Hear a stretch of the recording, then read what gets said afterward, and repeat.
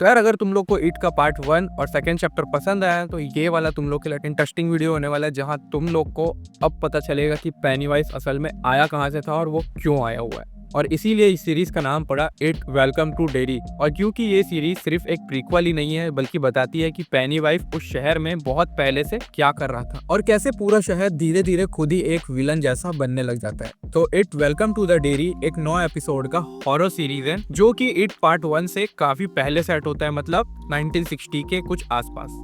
और इस बार फोकस सिर्फ पेनीवाइज पे नहीं है, डेरी के और लोगों के भी ऊपर फोकस किया गया है। मतलब ये सीरीज ये एक्सप्लेन करती है कि डेरी के एडल्ट्स इतने केयरलेस क्यों हैं और हर बार बच्चों को ही सफर क्यों करना पड़ता है। वैसे पेनीवाइज एक क्लाउन का कॉस्ट्यूम पहना हुआ मॉन्स्टर है, लेकिन असल में वो इंसान है ही नहीं, क्योंकि ये एक एंशिएंट कॉस्मिक एंटिटी है जो कि लोगों के डर से अपने आप को जिंदा रखती है और अपने आप को एनर्जी भी देती है। सिंपल वर्ड्स में बोलूं तो जितना ज्यादा डर उतना ज्यादा होता जाएगा पेनीवाइज स्ट्रॉन्ग। और इस सीरीज में क्लियर किया गया है कि पेनीवाइज सिर्फ बच्चों को नहीं मारता बल्कि धीरे धीरे पूरे शहर वालों के दिमाग में अपना जहर घोलने लग जाता है। इसीलिए तुमने बाकी 2 पार्ट्स में भी नोटिस किया होगा कि पेरेंट्स बहुत ही ज्यादा अब्यूजिव होने लग जाते हैं और पुलिस किसी चीज पे भी ध्यान नहीं देती है, भले वो कितना बड़ा क्राइम क्यों ना हो।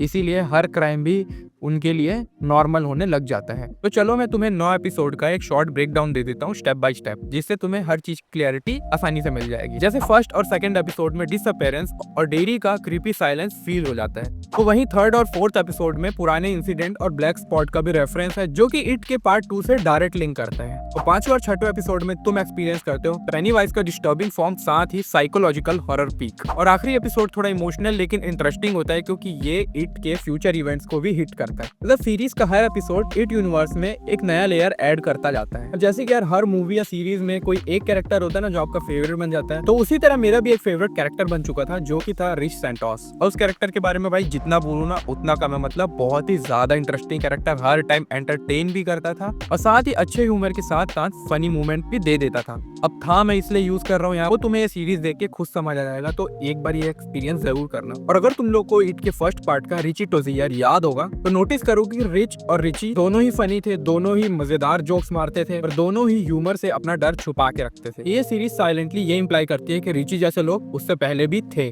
और अगर एक लाइन में डिफाइन करें तो रिच सैंटोस रिची टोजियर का इमोशनल ब्लूप्रिंट है। और भाई इस सीरीज में जो लास्ट एपिसोड मतलब 9th एपिसोड में एक बेस्ट मोमेंट दिखाया गया है यार, वो तुम्हारे दिमाग में छप जाएगा अगर तुम रिच सैंटोस को अपना फेवरेट कैरेक्टर मानते हो, क्योंकि लास्ट एपिसोड में रिच सैंटोस को बहुत ही प्रॉपरली दिखाया गया है। सच बता रहा हूँ वो सीन जो है सिंपल होने के बाद भी बहुत ज्यादा ही हिट कर जाता है। और उस टाइम भी तुम्हें रिच को देखने के बाद सेम नर्वसनेस, सेम फियर और सेम जोक फील भी होता है। मतलब सीधा सीधा बोलूं तो अब तक के इट यूनिवर्स का सबसे बेस्ट और इमोशनल मूवमेंट है भाई, तुम्हें मजा आ जाएगा ये चीज देख के। और इट के फर्स्ट पार्ट में तुम्हें याद होगा बेव की माँ रैंडमली अब्यूज नहीं थी। इस सीरीज में दिखाया जाता है कि पेनीवाइज का इन्फ्लुएंस एडल्ट तक बहुत ज्यादा ही पहुंच चुका था।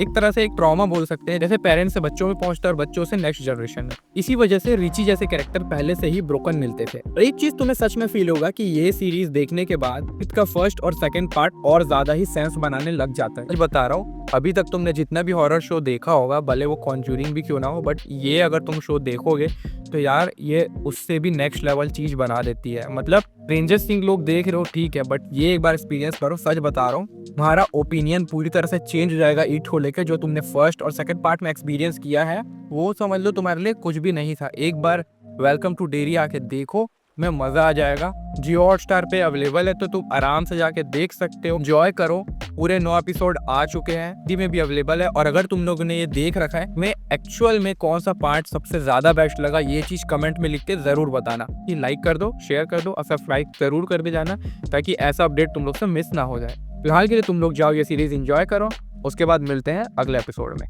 बाय।